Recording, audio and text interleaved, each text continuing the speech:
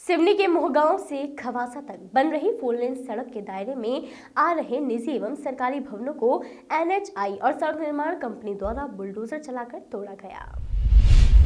नाप के दायरे में आने वाले सरकारी स्कूल, छात्रावास, जनपद तहसील तक की बाउंड्री वॉल और भवनों को तोड़ा गया। अतिक्रमण अभियान के दौरान एनएचआई के अधिकारी, कर्मचारी, तहसीलदार, ग्राम कोटवार भी मौजूद रहे। तो उसी के लिए हम लोगों ने आज ये प्रेस कॉन्फ्रेंस बुलाया। इसमें सबसे बड़ा हमारा उद्देश्य ये है कि बालाघाट शहर, वारासुनी और जो भी नगर पालिका क्षेत्र और नगर परिषद क्षेत्र है, सिटी है जहाँ पे मतलब, तो वहाँ पे कम रेट में, उचित रेट में लोगों को रेत उपलब्ध हो जाए। तो उसी के लिए हम लोग ने ये किया है कि जो पिछली शीतल होटल में हुई थी प्रेस कॉन्फ्रेंस, उसमें भी हम लोग ने घोषणा किए थे कि बहुत जल्दी हम रेत बुकिंग सेंटर खोल देंगे शहर में।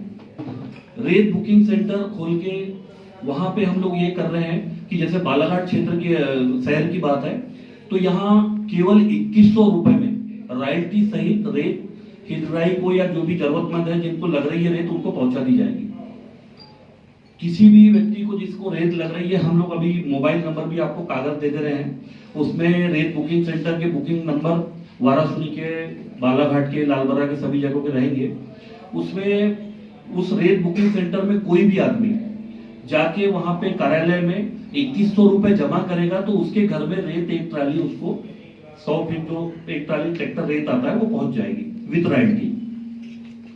साथ ही एक दूसरा बड़ा मैटर हो रहा था कि प्रधानमंत्री आवास के मकान का, उसमें भी काफी कंफ्यूजन था लोगों को कि कुछ पेपर में आ रहा था कि लालबाग क्षेत्र में 3,500-4 हजार रुपए में लोगों को रेत लेना पड़ रहा है, और जिले में भी कई जगह बात आ रही थी कि ज्यादा रेट में रेत मिल रही है।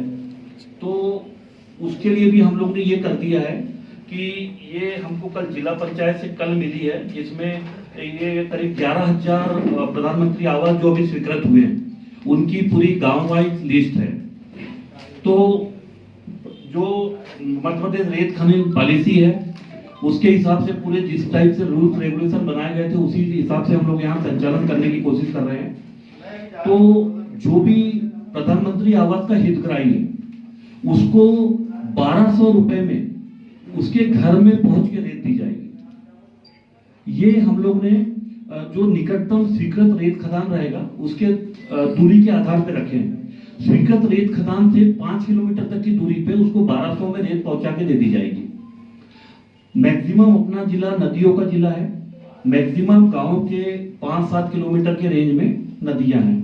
5 से 10 किलोमीटर की रेंज में रहेगी तो केवल 1500 रुपए में उसको रेत पहुंचा दी जाएगी। तो इसका उद्देश्य यह है कि हमको जैसे जो पूरा लिस्ट दिए हैं जिला पंचायत के हिसाब से जितने भी ट्राली उनको स्वीकृत किए, तो हितग्राही अपना जो स्वीकृत प्रमाण पत्र है वो लेके घाट पे आएगा और जैसे 1200 रुपए जमा कर देगा तो उसको एक ट्राली रेत मिल जाएगी। दूसरा जो एक बालाघाट के बारे में बनाया जा रहा है कि यहाँ घाट कम रेट में हो गए हैं, इस टाइप की चीजें, तो पिछले बार भी ये बताया गया था कि 18 करोड़ 75 लाख रुपए यहाँ का अपसेट था। उसके अगेंस्ट ये 35 करोड़ में हम लोग ने लिया है दुगने रेट में, और ओपन नीलामी थी, कंप्यूटर पे थी, कोई ऐसा कलेक्टेड वगैरह में नहीं थी। कंप्यूटर में कोई भी देश में कहीं भी बैठ के बिड लगा सकता था। तो 1875 के अगेंस्ट 35 करोड़ में जो 35 करोड़ में ये घाट लिए गए, उसमें टैक्स 5 करोड़ मिला के करीब 40 करोड़ का रेवेन्यू 12 करोड़ रुपए प्राप्त होता था। तो ये मान के चलिए कि करीब करीब 7 गुना रेवेन्यू मिल रहा है।